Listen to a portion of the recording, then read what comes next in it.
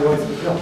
이게 관련해가지고 이거 높이 나왔습니다만은 행정책에 대해서 처리된 문제가 없습니다. 그걸 내가지고 우리를 주민감사 춤을 통해서 이제 확인하려는 수를 하고 있고요.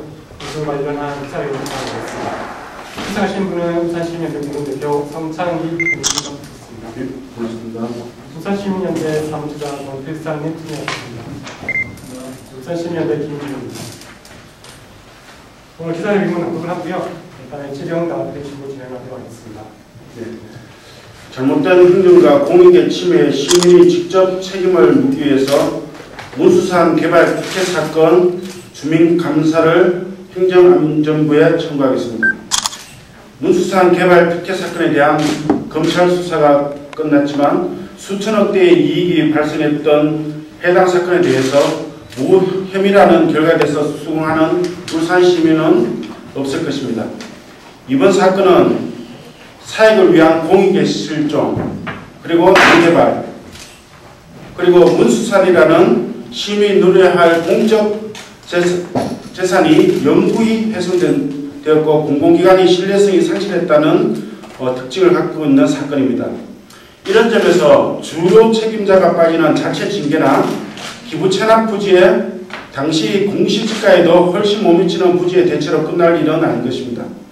따라서 울산시민연대는 울산시 행정의 가오 및 실패에 대한 분명한 규명과 함께 책임지는 행정, 그리고 잃어버린 시민의 재산을 되찾기 위해서 주민감사를 청구하고자 한 것입니다.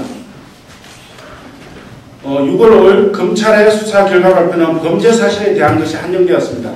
즉 행정 절차의 문제점에 대해 일부 사실관계 확인은 있었지만 이와 관련한 행정의 징계는 거론되지 않았습니다. 현재 울산시는 자체 징계를 통해서 이 문제를 끝내고자 합니다. 절차를 통한 규명과 제도적 행정적 절차에 의한 문제점, 그리고 그에 따른 책임을 묻는 것이 선행되어야 하는 것입니다. 울산시의 자체 징계는 이에 따른 후속 조치로 내려져야 할 것입니다. 자체 징계라는 과정을 통해서 진짜로 책임져야 될 사람들은 빠져나갈 가능성은 굉장히 커집니다.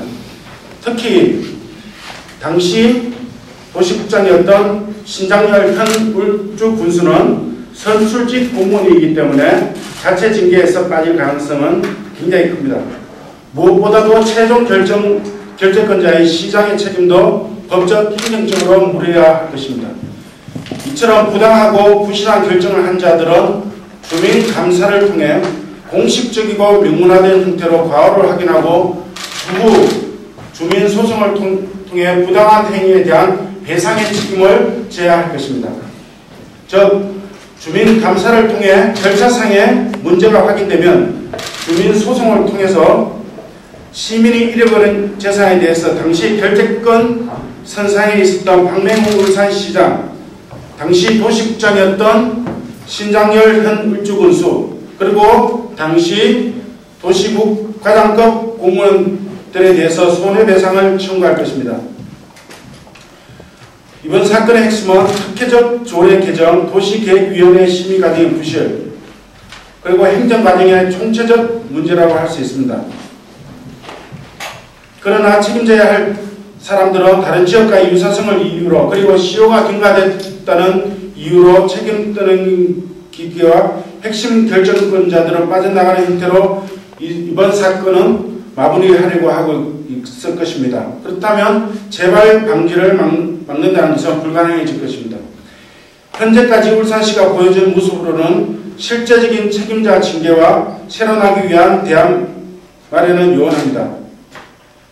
따라서 울산시의 내부 각성을 위한 외부적 사회적 징계가 필요하고, 이를 위해서 주민감사라는 공동체 구성원으로부터 책임 추궁이라는 무거운 실책이 필요합니다. 또한 주민소송이라는 시민의 직접적인 참여를 통해서 공동의 이익을 되찾고 행정의 잘못을 바로잡아야 할 것입니다. 2012년 6월 12일 사회 불평등 해소와 참여 민주주의 실현을 위한 울산시민연대.